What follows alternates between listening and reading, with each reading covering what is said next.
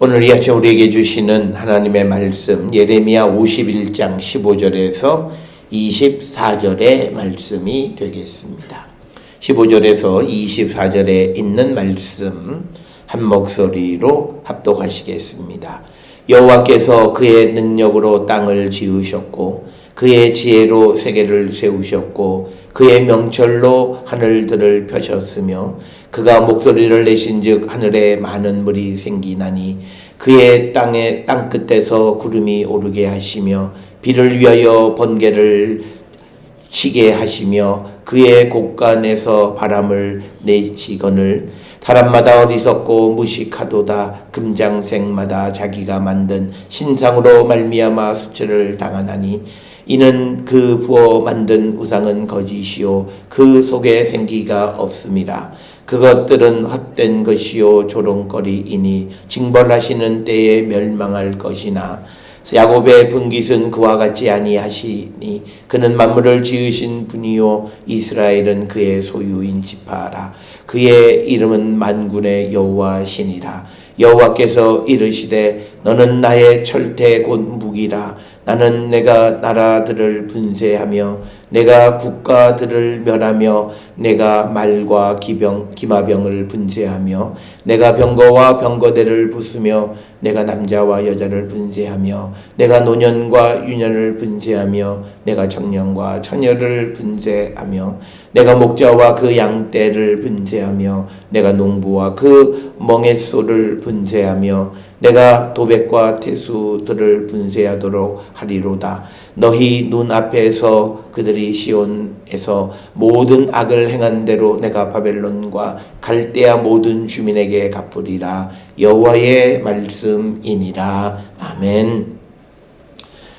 오늘 우리가 함께 읽은 예레미야 51장 15절에서부터 24절까지의 말씀은 크게 15절로부터 19절까지는 하나님의 창조의 능력을 찬양하는 부분이 있고 그 다음에 20절부터 24절 여기에서는 하나님께서 바벨론은 그 여호와의 철퇴 즉 망치다. 그러나 그들이 하나님께 죄를 지었기 때문에 하나님이 그들을 심판하시겠다라고 하는 말씀으로 구성이 되어져 있습니다. 특별히 오늘 우리가 함께 읽은 예레미야 51장 15절에서 19절에 있는 말씀은 이미 예레미야 10장 12절에서 16절에 나와 있는 즉 여호와를 찬양하는 그 말씀으로 시브리어 원문에 단어 하나 틀리지 않고 똑같은 내용이 이미 10장 12절부터 16절에 언급되어 있고 그 말씀이 15절로부터 19절에 다시 반복되어져 있다라고 하는 것을 우리가 기억하시면 되겠고 특별히 하나님께서 우리에게 무엇을 행해 주시고 특히 오늘 이 본문 속에서 하나님이 이제 바벨론의 포로로 잡혀가 있던 이스라엘을 해방시켜 주시는 그 억압에서부터 놓아주시는 구원의 은총을 베푼 다음에 우리가 어떻게 하나님 앞에 영광을 돌릴 것인가 라고 하는 것에 대해서 오늘 15절로부터 19절은 우리에게 모범 답안을 제시해 줍니다. 오늘 우리가 세상을 살아가는 사람들의 그 하나님 앞에 감사하는 모습은 자기가 어떤 원했던 것을 성취했을 때 그 무엇을 얻은 것에 대해서 하나님 앞에 감사하고 감사하는 것을 이제 사람에 따라서 헌금이나 이런 것들을 통해서 표현하는 모습을 봅니다. 그런데 오늘 주시는 이 본문이 우리에게 강조하는 것은 우리가 하나님을 찬양하는 자들이 되어야 한다라고 하는 거예요. 특별히 우리가 하나님의 능력을 찬양하는 자가 되어야 한다. 오늘 우리가 살고 있는 이 시대에 우리의 믿음이 흔들리는 가장 큰 이유는 하나님 계시다라고 하는 것을 알아요. 그런데 그 하나님이 어떤 능력을 가지고 계시느냐라고 하는 것에 대한 확신이 없는 거예요. 그래서 우리가 믿음이라고 하는 것은 하나님의 존재에 대한 믿음, 하나님의 능력에 대한 믿음 이 두 가지가 결합되어진 것이 오늘 우리가 하나님과 예수 그리스도에 대한 믿음, 십자가에 대한 믿음 다 그거예요. 십자가가 있었고 십자가는 우리에게 어떤 능력이다라고 하는 것을 믿고 고백할 때 그게 믿음이 있는 것이다. 그렇기 때문에 우리는 항상 어떤 일들 그리고 우리가 살아가는 일상 속에서 하나님을 찬양하는, 특히 하나님의 능력에 대해서 찬양하는 그런 삶을 우리가 살아야 된다. 우리가 하나님 앞에 하나님에게 감사하는 자들의 가장 중요한 것은, 우리가 감사의 가장 이상적인 모습은 하나님의 능력을 찬양하는데, 특별히 하나님의 창조의 능력을 찬양하는 자들이 되어야 한다. 그래서 오늘 주시는 이사야 51장 15절에서도 보면 하나님을 찬양하는데 하나님의 능력에 대한 찬양이에요. 그래서 오늘 주시는 51장 15절에서 보면 여호와께서 그의 능력으로 땅을 지으셨고 그의 지혜로 세계를 세우셨고 그의 명철로 하늘들을 펴셨다. 즉 15절에서 강조하는 것은 하나님의 창조의 능력을 찬양하는 거예요. 오늘 우리가 세상을 살아가면서 우리가 예수 그리스도를 통해서 우리를 죽은 자 가운데서 살려주시는 것도 역시 창조의 능력이에요. 무에서 유를 만드시는 하나님의 능력을 믿는 자들은 죽은 자를 살리시는 예수 그리스도의 부활의 능력 믿는 것은 그렇게 문제가 되지 않아요. 그런데 우리가 하나님의 창조의 능력을 믿지 못하면 그때부터 모든 것이 꼬여지는 것이다. 그래서 우리가 성경 가운데 창세기가 제일 처음에 기록되어 있고 특히 그 가운데 창조에 관한 이야기가 제일 먼저 창세기 1, 2, 3장에 기록되어 있는 이유는 우리가 믿는다고 하는 그 하나님의 능력이 어떤 거냐. 그분은 이 세상이 아무것도 없었을 때 없는 것에서 이제 오늘 우리가 누리는 이 모든 삼라만상뿐만 아니라 우리의 모든 것을 만드시고 주관하고 운행하시는 분이다라고 하는 것을 인정하고 믿으라고 하는 것. 거기서부터 우리의 믿음은 시작된다라고 하는 겁니다. 그렇기 때문에 우리는 근원적으로 하나님 앞에 감사한 것은 나의 어떤 문제를 해결해 주셨기 때문에 감사한데 그 근본을 따라가서 결국 하나님은 나의 창조주 하나님이시고 내 삶을 주관하시는 분이시고 나는 그분을 떠나서는 살 수 없는 사람이다 라고 하는 것을 우리가 높이고 감사하고 찬양하는 거예요. 그렇게 될 때 그는 하나님의 말씀을 들어요. 왜냐하면 그 하나님의 능력에 대한 믿음이 있기 때문에 듣는 거예요. 우리가 세상을 살아가서 사회적인 관계 속에서 우리가 회사에 어떤 상하관계가 있고 조직문화 속에서 어떤 사람의 말을 듣는데 누구의 말을 들어요? 내게 영향력 있는 사람이에요. 그 사람이 나에게 어떤 경제적, 사회적 어떤 모든 면에서 힘을 발휘할 수 있는 사람의 말을 듣는 거예요. 그게 좋든 싫든 듣게끔 되어 있다라고 하는 거예요. 그래서 우리가 하나님의 능력에 대한 감사함이 없는 자는 말씀에 순종 못해요. 하나님이 나를 도우실 수도 있는 것 같기도 하고 아닌 것 같기도 한다면 그때부터는 그가 하나님. 그래서 우리의 믿음의 핵심은 뭐냐? 창조의 능력을 믿는 것. 그래서 우리가 잘 아는 히브리서 11장에 믿음이 없이는 하나님이 말씀으로 세상을 창조하셨다는 걸 믿을 수 없다는 거예요. 그러니까 그 말은 하나님이 말씀으로 세상을 창조하셨다라고 하는 것을 믿는 것이 우리의 믿음의 핵심 중 핵심이라는 거예요. 하나님의 능력이. 그래서 오늘 주시는 바로 이 15절 16절에도 보면 지혜로 세계를 세우셨다라고 하는 것이나 16절에 그가 목소리를 내신 즉 하늘에 많은 물이 생겼다라고 하는 것은 말씀으로 창조하셨다는 거예요. 특별히 우리가 왜 하나님의 말씀을 듣고 순종해? 그 말씀에 능력이 있어요. 그 말씀은 우리를 살리기도 하고 우리를 죽이기도 한다는 거예요. 내가 하나님의 말씀을 믿고 그 말씀대로 되어질 줄을 믿으면 그 말씀은 내게 창조의 능력이 있지만 내가 하나님의 말씀을 듣지 않고 그 하나님의 말씀을 무시하면 그 말씀은 나를 죽이기도 해요. 그래서 우리가 성경에는 축복과 저주의 말씀이 다 있어요. 우리가 어떻게 보면 성경에 축복의 말씀만 다 있지 왜 저주 말씀을 왜 갖다 놨느냐. 다 잘 된다는 얘기만 있어요. 그 말은 그런 말씀이 있는 이유는 여호와의 말씀을 듣지 않는 자에게는 저주가 있다는 거예요. 이 말은요, 형식적으로 내가 예수 믿는다고 그냥 본질을 찾아가지 못할 때 그는 오히려 예수 믿는 게 그에게 해가 될 수도 있다는 거예요. 그 사실을 우리가 기억하셔야 돼요. 특별히 우리가 구약 성경에 보면 하나님께서 축복과 저주를 누구에게 선포했냐면 이방 민족에게 선포한 거 아니에요. 이스라엘 백성. 하나님이 이 내 백성이다. 그리고 하나님이 그 백성을 애굽에서 구원해냈고 그래서 가나안 땅에 들어가기 직전에 모압 평지에서 그 백성들을 모아놓고 너희들이 내 말을 들으면 축복, 내 말을 듣지 않으면 저주가 임할 것이다. 그래서 우리가 이 하나님의 능력, 하나님의 말씀의 창조력을 믿을 때 그 말씀을 듣는 거예요. 이 말씀을 들음으로 내게 그 말씀의 창조적 능력이 내게 나타남을 믿는 거예요. 그래서 순종하는 거예요. 믿지 않는 사람들, 말씀을 선별하는 사람들, 이런 사람들의 특성은 말씀의 그 능력을 믿지 않는 거예요. 그건 근본적으로 믿음이 온전하다고 말할 수 없다라고 하는 거예요. 그래서 우리가 하나님을 찬양하고 감사하는 건 바로 이 하나님의 창조의 능력, 이 창조주께서 나를 구원하셨고 나를 당신의 아들로 삼으셨고 나를 자기의 백성으로 삼아서 나를 지키시고 인도하시고 나를 이끌어 가심에 감사와 찬송과 영광을 주님에게 돌리는 거예요. 이것이 사실은 우리의 삶에 매일같이 되어져야 돼요. 이른 아침, 저녁에 또는 때때로 우리가 이 하나님을 찬양하는 삶을 살아야 된다. 우리가 여호와를 찬양하려면 어떤 분들은 집에서 그냥 찬송가나 복음성가 틀어놓으면서 날 늘 찬양하고 그걸로, 그게 아니라 그의 삶이 정말 하나님의 능력을 믿고 살아가는 게 여호와를 찬양하는 거예요. 그래서 그것을 감사하는 거예요. 그래서 오늘 주시는 이 15절에서 우리가 많이 볼 수 있는 말씀은 하나님의 능력이 어떠냐. 하나님은 땅을 지으셨다. 세상을 만드신 분.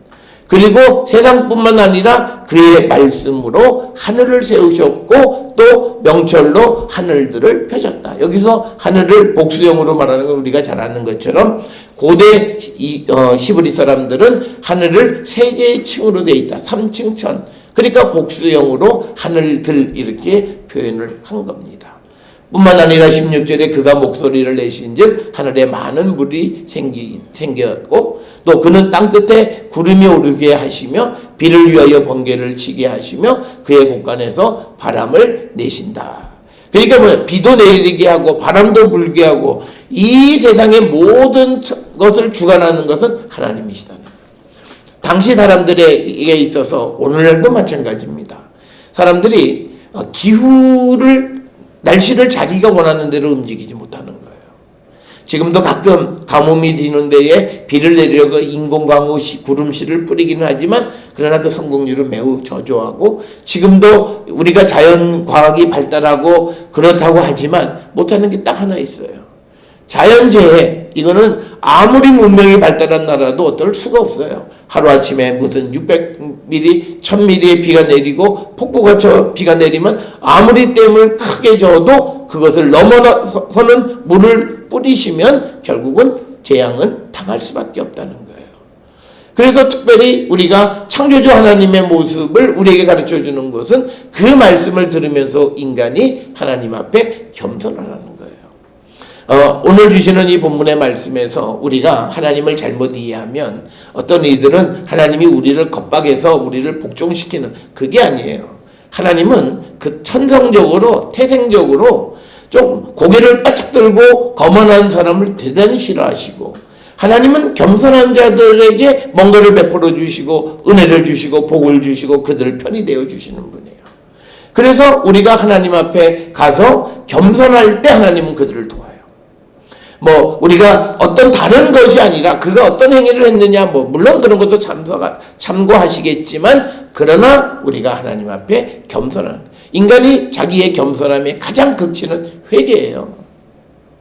회개만큼 우리가 누구한테 가서 그 사람하고 관계에서 내가 미안했어. 그럼 그다음부터는 그와의 관계는 내가 뭘 주장하고 싶어도 주장할 수가 없어요. 그한테 내가 미안하다 그러면 미안한 마음이 있기 때문에 그에게 내가 고분고분할 수밖에 없는 거예요. 그래서 우리가 겸손한 것의 극치는 우리가 하나님 앞에 회개하는 거예요. 그래서 늘 우리 자신을 말씀 안에서 온전치 못함을 돌아보면서 하나님의 앞에 회개하는데, 회개는요 내 죄를 다 토하고 그 다음에 뭘 바라는 거냐면 처분을 바라는 거예요. 그러니까 하나님의 은혜를 구하는 삶이에요. 그러니까 우리가 간절하게 주님 앞에 간구하면 주님의 응답하신다. 그 간절하게 구하는 게 하나님 뭘 주세요, 이게 아니에요. 내가 하나님 앞에 죄인임을 구하고 내가 죄인임을 고하고 그럼에도 불구하고 하나님 나를 좀 도와주시옵소서라고 할 때 하나님이 그를 도우신다는 거예요. 그래서 우리의 기도가 응답받는 기도가 되려면 철저하게 자기를 내려놓고 하나님 앞에 회개하는 회개의 기도가 기도의 핵심이 되어야 돼요. 하나님은 우리가 무엇을 필요로 하고 무엇이 어떻게 되어야 하는 것 우리보다 더 잘 알고 계세요. 그런 하나님이 우리에게 가만히 계시는 이유는 우리의 삶이 바뀌지 않은 다음에 은혜를 주면 우리는 또다시 하나님 앞에 악을 저질러요. 이스라엘 백성들이 광야 40년 그런 모진 생활을 겪고 난 다음에 가나안 땅에 들어가서도 그들은 하나님 앞에 죄를 지었어요. 그렇기 때문에 하나님은 우리에게 너의 모습을 하나님 앞에 자복하고 겸손하라고 말씀하시고 겸손할 때 하나님은 그를 축복하세요. 그러니까 우리가 뭐냐면 우리가 크고자 하면 남을 섬기는 사람이 되라는 얘기예요. 그 얘기 다 똑같은 얘기예요. 그래서 내가 작은 자가 되어지는 거야 하나님 앞에. 그러면 하나님 우리를 크게 만드신다라고 하는 거예요. 그래서 오늘 주시는 15, 16절에서 하나님의 창조의 능력을 강조하고 이 능력 많으신 하나님 앞에 나를 겸비하고 겸손하게 우리의 죄를 자복하는 자가 되어야 한다라고 하는 거예요. 그러면서 이제 17절, 18절에서는 그 이스라엘이 섬겼던 우상에 대한 거예요. 앞에 15, 16절에서는 하나님의 능력, 17절, 18절에서는 이제 이스라엘들이 자기들이 선택했던 그 우상 숭배에 대한 거예요. 사람마다 어리석고 무식하도다. 금장색마다 즉 장인이 자기가 만든 신상으로 말미암아 수치를 당하나니 이는 그 부어 만든 우상은 거짓이요 그 속에 생기가 없다. 그래서 성경에서 우상의 특성은 뭐냐면 그건 생기가 없어요. 살아있지 않다는 거예요. 그래서 우리는 하나님 앞에 딱 붙는 수식어 살아계신 하나님 그리고 예수님은 살아계신 하나님의 아들 예수 그리스도예요. 그러니까 우리가 살아계시다라고 하는 말은 뭐냐면 우상과는 근본적으로 다르다는 거예요. 우상은 생기가 없다, 생명이 없다는 거예요. 그래서 우리가 요한복음에서 예수님이 우리에게 생명을 주신다는 건 뭐냐면 자신이 살아있기 때문에 생명을 주시는 거예요. 우리가 이렇게 생각하시면 돼요. 우리가 어떤 사람이 사고를 당해서 인공호흡이 필요하고 그러면 그 사람의 호흡을 우리가 인위적으로 공급해 주는데 그 사람이 죽은 자는 그 일을 할 수가 없어요. 누군가가 살아있는 사람이 그에게 호흡을 통해서 그에게 생명을 줄 수 있는 거예요. 마찬가지로 하나님 살아계신 분은 딱 하나님 한 분이시라는 거예요. 우리가 만들어서 섬기는 모든 우상은 그건 거짓이고 그리고 그 속에 생기가 없다. 그러니까 그것을 믿는 자들이 결국은 살아날 수 있느냐? 못 산다는 거예요. 왜? 생명이 없는 것을 섬기다 보면 어려운 가운데에서 나를 살려주지 못한다는 거예요. 그런데 살아있는 하나님, 살아계시는 하나님, 하나님의 아들 예수 그리스도를 믿을 때 우리가 죽음 가운데 있을 때도 우리를 구원하는 구원의 능력이 있다라고 하는 것. 그래서 성경은 우리에게 앞에 15, 16절에서는 창조주 하나님, 살아계신 하나님을 우리가 찬양하고 반대로 17절, 18절에서는 이제 우상에 대해서 그러니까 결국은 이것을 비교하면서 우리는 우상 숭배를 해서는 안 된다라고 하는 거예요. 그러면서 18절에 그것들은 헛된 것이요 조롱거리이니 징벌하시는 때에 멸망할 것이다. 그러니까 하나님이 징벌하실 때 우리가 잘 보면 이렇게 되는 거죠. 바벨론이 멸망을 하면 바벨론의 신전이 다 무너져요. 그러면 정복하는 자가 와서 그곳에 있는 모든 신상은 가져가 버려요. 그런데 그 신은 아무 역할도 못해요. 그런데 우리 하나님 여호와는 신상도 없고 그런데 이 하나님은 살아계셔서 포로로 잡혀간 자들에게 역사하시고 그들을 다시 살려주시는 거예요. 그러니까 뭐냐면 하나님이 살아계시다라고 하는 것을 믿는 자와 믿지 않는 자의 특징은 뭐냐면 이걸 믿을 수 있어요. 시드기야에게 예레미야가 바벨론에 항복해. 그러면 하나님이 다시 돌려주지. 이 말을 믿을 수 있는 것은 하나님은 죽지 않는 분이시다는 거예요. 살아계시는 분이라고 하는 걸 믿으면 그 말을 믿을 수 있어요. 그런데 우리가 그냥 오늘 주시는 우상처럼 하나님을 섬기는 거예요. 아니 멸망 때에 그냥 나라가 망하면 그 신도 다 망하는 거지 라고 생각하면 그 말을 못 믿어요. 아니 바벨론에 항복하면 다 다 나라도 망하고 신도 망하고 다 망하는데 하나님이 구원해 준다고? 그걸 내가 어떻게 믿어? 이렇게 되는 거니까 결국은 시드기야나 유다 백성들이 믿지 못한 거예요. 그래서 우리가 하나님 어떤 분이시냐? 영원한 생명 가운데 계시는 분이고 영원한 생명을 우리에게 주시는 분이라고 하는 것을 믿어야 돼. 그래서 기독교 신앙은 영생을 믿지 못하면 그건 믿음이 아니에요. 그래서 우리가 예수 그리스도를 통해서 우리가 영생을 소망하고 그 영생을 우리에게 영생을 주시는 것은 영원한 생명은 하나님과 예수 그리스도만이 우리에게 주시는 것이라는 거예요. 그럴 때 우리가 비록 내가 지금 어렵지만 그러나 그 하나님이 나를 다시 살려주심을 믿어요. 그러니까 어떤 순간에 어떤 실패에 그 하나님도 망하고 죽고 없어진다고 믿으면 하나님의 말씀을 믿을 수가 없고 미래에 대한 희망을 가질 수가 없어요. 우리가 절망 가운데 있는 사람들은 다 자기의 현실을 보면서 절망해요. 모든 환경이 어떻게 돼서 결국 나는 희망이 없다. 그래서 극단적 선택을 하는 사람들이 생기는 거예요. 그런데 나는 다 망했어도 내가 믿는 내게 생명을 주시는 하나님은 살아계시다라고 하고 그 하나님의 능력은 변함이 없다고 믿으면 내가 희망을 갖는 거예요. 그 하나님 날 살려주심을. 그럴 때 우리가 극단적인 상황 속에서도 하나님에 대한 믿음을 가질 수 있다는 거예요. 그래서 오늘 우리에게 주시는 17절, 18절에 있는 말씀에서 우상은 헛된 것이고 조롱거리고 징벌하시는 때에 그것은 멸망해서 없어지는 것이다. 그러면서 18절, 19절에 야곱의 분깃은 야곱의 이 분깃이라고 하는 말은 상속. 야곱이 받은 것은 그와 같지 아니하시니 그는 만물을 지으신 분이요 이스라엘은 그의 소유인 지파라. 그의 이름은 만군의 여호와시니라. 그래서 이스라엘이 상속받은 신은 여호와 하나님이라는 거예요. 그런데 그분은 세상을 지으신 분이고 그리고 이스라엘은 그의 소유다. 그러니까 그의 소유라고 하는 것을 강조하는 것은 이스라엘이 다른 어떤 것을 섬길 수 있는 것이 아니다. 그리고 특별히 분깃이라고 하는 상속의 개념을 설명하는 것은 이스라엘에게 다른 선택의 가능성이 없다는 거예요. 오늘날은 우리가 살고 있는 이 시대가 굉장히 좀 이상한 시대가 돼서 집안의 전통이 후손들에 의해서 다른 걸로 변질돼요. 그러니까 부모가 잘 믿음의 삶을 살아갔는데 자녀들이 전혀 믿음 생활 안 하는 사람들도 숱해 있고요. 그래서 요즘 과거에는 교회의 장로님들, 권사님이 되면 자녀가 교회를 다니지 않으면 장로가 될 생각도 꿈도 못 꿨어요. 근데 요즘은 자녀가 교회 안 다녀도 장로 되시는 분들 많아요. 권사 되는 분들도 많아요. 그게 바뀐 거예요. 바뀌었는데 좋은 전통이냐? 나쁜 전통이죠. 그래서 오늘 주시는 말씀에서 우리 이스라엘의 야곱의 분깃, 야곱이 상속받은 것은 여호와 하나님이라는 거예요.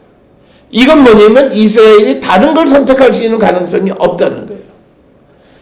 만약에 이스라엘이 다른 걸 선택할 수 있는 가능성이 있으면요. 그러면 하나님이 야곱의 분깃으로 준 땅도 다른 사람에게 줘야 돼요.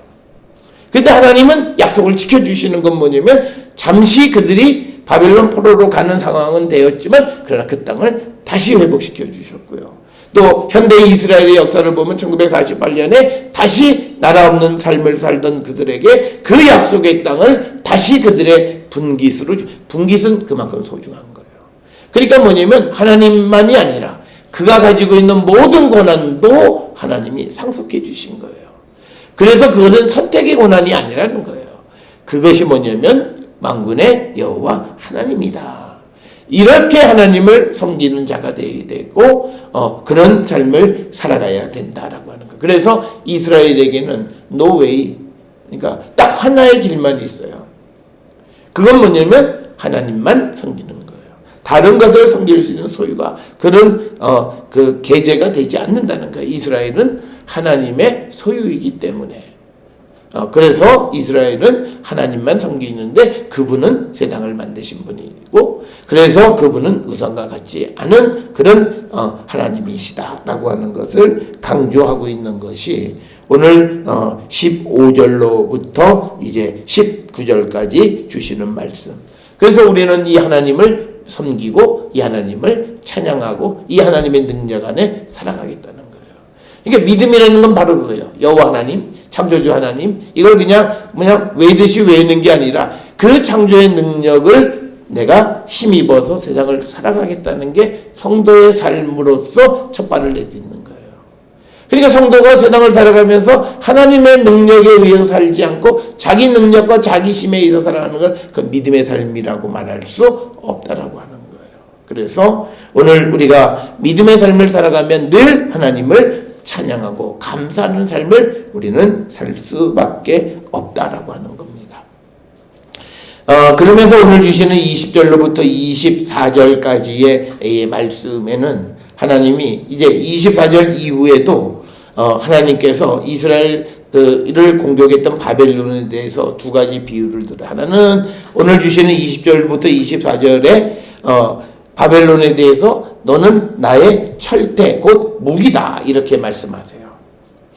그래서 20절에 너는 나의 철퇴라 이렇게 말씀을 하는데 이것은 예레미야 50장 23절에서 바벨론을 세계의 망치다 이렇게 말씀한 것과 똑같은 거예요.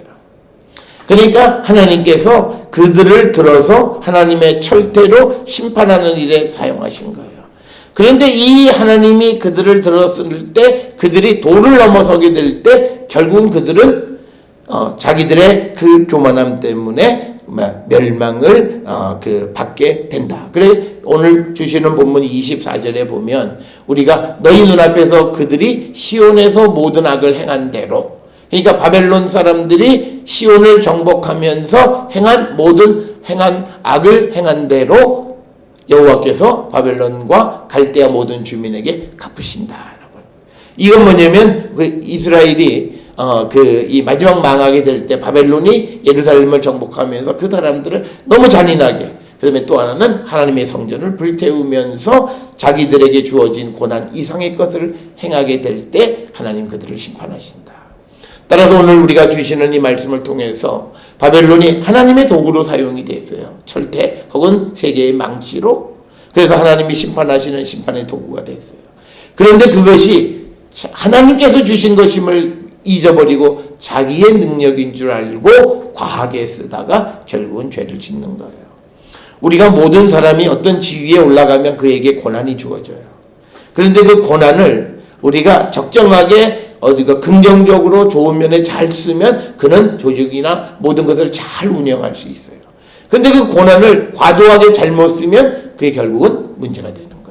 그리고 극한 경우에는 대통령은 자리에서 내려와야 되고, 그리고 또 그 고난을 가졌던 사람은 경우에 따라서는 법적인 책임을 지는 거예요. 그래서 오늘 우리가 하나님께로부터 고난을 위임받았어요. 특히 이 말은 오늘날 주님으로부터 사도로 부름을 받은 사람들, 모든 성도들, 그리고 그들을 또 잘 양육하는 사명을 받은 목회자들이 그 고난을 너무 과도하게 잘못 쓰면 이 꼴이 돼요. 그걸 우리는 늘 기억하셔야 돼요. 그래서 우리가 유대인들의 지혜는 뭐냐면 내게 주어진 고난을 조금 안 쓰는 게 적당한 거예요. 그래서 이스라엘의 율법에 보면 사람에게 태형을 칠 때 40대까지 치게끔 되어 있어요. 그런데 이 40을 잘못하다 보면 40을 넘으면 그 넘게 때린 사람이 벌을 줘요. 그래서 뭐냐면 40에서 하나가 모자란 39만 쳐요. 그래야 그가 안전하고 자기가 자기에게 주어진 고난을 적절하게 잘 쓰는 거예요. 그러니까 뭐냐면 고난을 과도하게 쓰면 책임을 물어요. 고난을 오히려 조금 덜 쓰는 그런 자세가 우리가 하나님께서 맡겨주신 일에 대해서 우리가 그것을 잘 감당하는 모습인데, 오늘 주시는 본문에서는 이 바벨론 사람들이 예루살렘을 정복할 때 잔인하게 그들을 짓밟았고, 그리고 하나님의 성전에 대해서 불태운 것에 대해서 하나님은 그들에게 갚아주신다.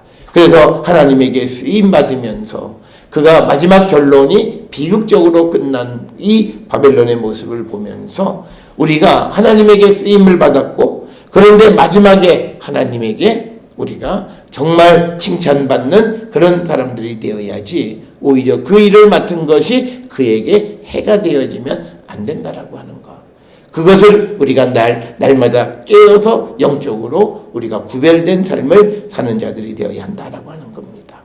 그래서 20절에 보게 되면 이 바벨론이 하나님의 철퇴가 되어서 나는 내가 나라들을 분쇄하며 내가 국가들을 멸하고 말과 기병을 분쇄하며 내가 병거와 병거대를 부수며 내가 남자와 여자를 분쇄하며 내가 노년과 유년을 분쇄하며 내가 청년과 처녀를 분쇄하며 내가 목자와 그 양떼를 분쇄하며 내가 농부와 그 멍에소를 분쇄하며 내가 도백과 태수들을 즉 관리들을 분쇄하도록 하리로다. 하나님이 허락하셨어요. 그런데 그들이 이것을 넘어서서 너희 눈앞에서 그들이 시온에서 모든 악을 행한 대로 내가 갚는다라고 하는 거예요. 하나님이 주신 고난을 넘어서는 고난을 행할 때 책임을 물으시는 하나님. 굉장히 우리에게 중요한 거예요. 우리가 어떤 고난을 받아서 어떤 일을 감당할 때 항상 우리가 늘 기억하셔야 되는 것은 내게 주어진 고난에 약간 못 미치게 고난을 행사할 때 그가 그 맡은 일을 잘 감당할 수 있습니다. 그러나 그가 그렇지 않고 그것 이상으로 우리가 하다 보면 우리는 여러 가지 마지막 어려움을 그리고 그 고난의 선을 넘어섬으로 인한 책임을 우리가 지게 되어질 수 있는데 그 모습이 오늘 20절에서 24절에 있는 말씀이라는 거예요. 그래서 우리가 하나님께 부름을 받고 우리가 어떤 이유로 하나님께 쓰임을 받는 그런 거룩한 백성들이 되었습니다. 그런데 우리가 그 일을 잘 감당하고 있는지 우리 자신을 우리가 돌아보는 일이 되어야 되고 우리가 모르는 것은 하지 않는 게 제일 좋아요. 근데 우리는 모르는 것은 괜찮아 라고 얘기를 해요. 우리 한국 사람들의 가장 큰 문제는 그거예요. 내가 잘 모르겠으면 난 모르겠다 그래야 돼요. 그런데 우리는 뭔가를 답을 줘요. 이게 학교에서 가르치는 선생도 마찬가지예요. 모르면 내가 다음 시간에 알아준다든지 그러면 되는데 어떡하든 지금 이 순간 모든 것에 대해서 대답하는 어떤 슈퍼스타의 모습을 꿈꾸면서 불확실한 대답을 주는 일들이 우리에게 많다라고 하는 거예요. 그래서 결국은 그들이 하나님 앞에 그 벌을 받는데 우리가 51장 11절에 보면 여호와께서 보복하시는 것 곧 그의 성전을 위하여 보복하시는 것이다. 즉 바벨론 사람들이 여호와의 성전을 불태우고 한 그 모든 행위가 하나님이 주신 고난을 넘어서는 것이었다라고 하는 거예요. 그것에 대해서 하나님께서는 그들에게 그 갚으시고 보복하시는 분이심을 우리가 꼭 기억을 하셔서 우리가 주께로부터 복음을 받은 사람들이에요. 우리가 이 복음을 전하는 것 때문에 우리가 그 고난을 잘못 행사하면 안 돼요. 어떤 이들은 복음을 전할 때 난 너한테 복음 안 전해. 이런 일은 우리가 할 수 있는 그런 고난이 아니라는 거예요. 이게 저 사람은 해봤자 소용이 없어. 이것도 우리의 고난이 아니라는 거예요. 그런데 우리는 그런 일들을 우리가 살아가는 과정에서 수없이 많이 저지르고 있다. 그래서 우리가 하나님께서 주신 고난을 적절하게 잘 사용할 줄 아는, 그러기 위해서 우리에게 필요한 것이 성령의 인도함을 받아야 된다라고 하는 것이 바로 그 목적, 그런 이유에서다. 오늘 주시는 본문의 말씀, 이스라엘을 구원하시는 하나님을 찬양하는, 창조주 하나님, 살아계신 하나님을 찬양하는 그 모습 속에서 우리의 삶에도 우리를 구원으로 인도하시는 하나님을 날마다 찬양하는 자들이 되어야 되겠고, 하나님의 도구가 되어졌을 때 하나님이 허락하신 것에 우리가 넘어서는 과도한 일을 행하지 않고 주어진 일에 충성스러운 일꾼들이 될 수 있기 위해 우리는 성령 안에서 모든 일을 행하는 그런 성도들이 되어야 함을 깨닫고, 오늘 주시는 이 바벨론의 비극이 우리의 비극이 되지 않도록 늘 깨어 기도하는 우리 모두가 될 수 있기를 주의 이름으로 축원합니다.